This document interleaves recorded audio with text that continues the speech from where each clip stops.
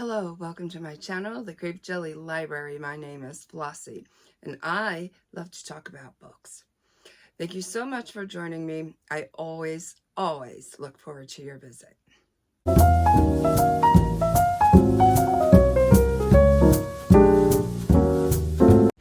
How is everybody doing today? I hope you are doing well. I missed you. I've been kind of busy doing my thing. You know, work, grandbaby, pulling weeds, that kind of stuff. There's always a floor to be swept and a stove to be wiped. Oh, goodness, it never ends. Oh, my goodness.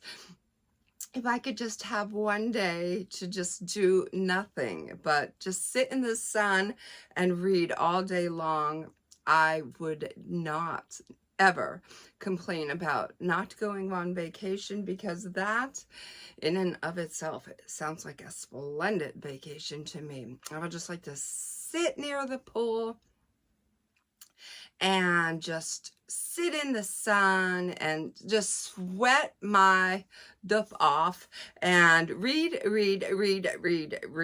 That would be my ideal day. I am on my way to work, but before I go, I thought that I would bring you the book that I am most passionate about right now. I am currently in the middle of this will be four books, but before this book arrived at my doorstep a little more than a day ago,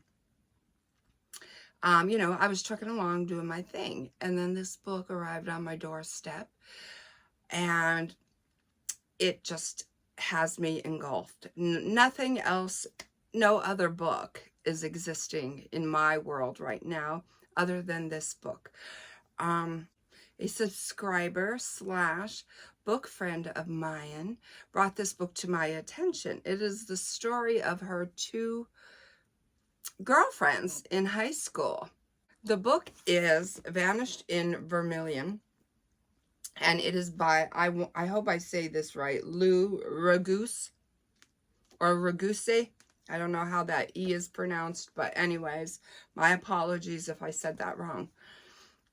This book, she forewarned me. She told me it was going to make me mad. It was going to make me sad. I'm at the point right now where I find it to be incredulous. And very, very close to home. I have chills right now. I have lived this lifestyle to a certain degree that either one of these girls have lived, in the terms of, you know, being studious, going to high school and holding down a part-time job, and sneaking off to an occasional, you know, high school party where, you know, a keg might be involved. Yeah, so I can, as I'm reading along, I can absolutely see things unfolding and how very, very naive I was at the time. When you're young, you're invincible, you know, and you have your whole life ahead of you, and we don't think like, you know, a mom and dad, a parent. We don't think like a full-blown adult with responsibilities. We're young, we're wild, we're free, we want to have some fun. Some of us more wilder than others. These girls were not very wild or rebellious at all. They were just typical, normal girls like myself who like to have a little bit of fun. You know, we do the things. We go to work, we go to school. We just need something to unwind. So I don't want to get into too much about what this book is about, because I am going to do a review on it. But as you can see, I'm making my notations. I don't annotate my books. This one, yeah, this one we are going to town. I am,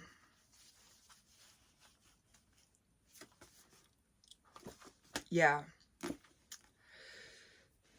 Vanished in Vermillion, the real story of South Dakota's most infamous cold case. The result of hundreds of interviews, Vanished in Vermillion is a cold case story that flips the script on a typical investigation narrative, revealing the biggest law enforcement embarrassment in South Dakota history. I would be in agreement with that. That is the part that I am dealing with right now. I am saying a lot out loud. Are you kidding me? Are you kidding me? I think I even put a post-it note with nothing on it in here next to a section that not only made me utter those words, but I actually physically had to write them down to see them. Are you kidding me? In May 1971, Pam Jackson and Sherri Miller were two 17-year-olds driving to an end-of-the-school-year party in a rundown Studebaker Lark when they seemingly disappeared off the face of the earth. Police back then didn't do enough to try and find them. Investigators 30 years later did too much. Two families endured decades of pain as they await answers of what happened to the girls. When a third family is pulled into the mystery, they quickly learn their nightmare is just beginning. If you have the day off today and you don't know what you want to read, sometimes we get into that little, I just can't find the book that I'm looking for right now. I can't find that perfect fit. Maybe this book will be it for you. So I'm bringing it to your attention so you'll have plenty of time to see if your local library has it, or the bookstore near you, or maybe you can search, online for it through whatever outlet you buy your books from. But anyways, I have to say this book is exceptionally well written. Exceptionally. I was just a little bit agitated in the beginning. I do not know the story of these girls. I do not know their outcome. I am not going to go online and discover it. Some of you may be fine saying, I can handle it. I can handle knowing what became of the girls. If there is even something that reveals that information. Because I didn't go online. I won't go online. I don't want to know. I just want to read the book and feel the emotions and do all the things and the shock and awe and all of the things. I don't want to go into it knowing the answer and then having everything, all the pieces of the puzzle, fall like snow into place. I don't want to do that. Me being the type of person that likes to figure things out, that wouldn't feel right to me to do that. But if you are that person, by all means, go ahead. But I do think that you should look into this book. They're beautiful girls. They just look like typical, your typical everyday 1970s young ladies, who really did nothing wrong to deserve the destiny or the fate that they were to meet. But yeah, I wanted to bring this book to your attention. Maybe you too will go and, inquire about it, make a purchase for yourself. I think if you do, clear your schedule. make sure you have absolutely nothing to do. I mean, I even did some cleaning, tidying up around the house so that when I get out of work, I could get straight to the book. I know it won't take me very long to finish this. Like I said, I started reading it yesterday. I'm on page 79. Let's see how many pages there is roughly. Oh, I don't want to know if there's pictures in the back. But anyways, possibly 378. So, yeah. I am extremely impressed with the way that the writer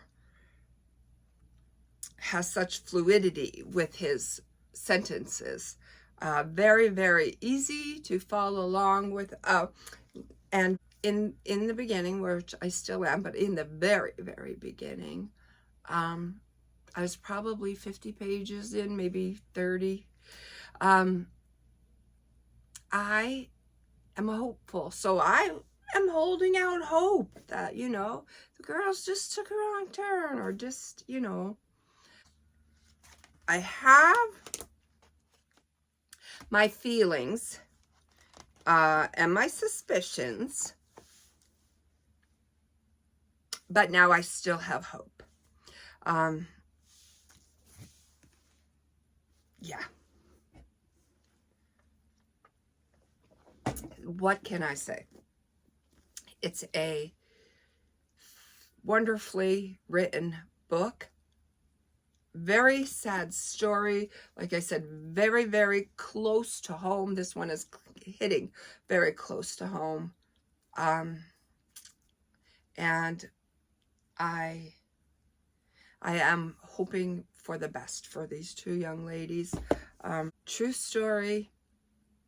Vermillion, South Dakota. Maybe you know of the story. Maybe you don't. But if you don't know what to read right now, I highly recommend this one. Highly. I'll show it one more time.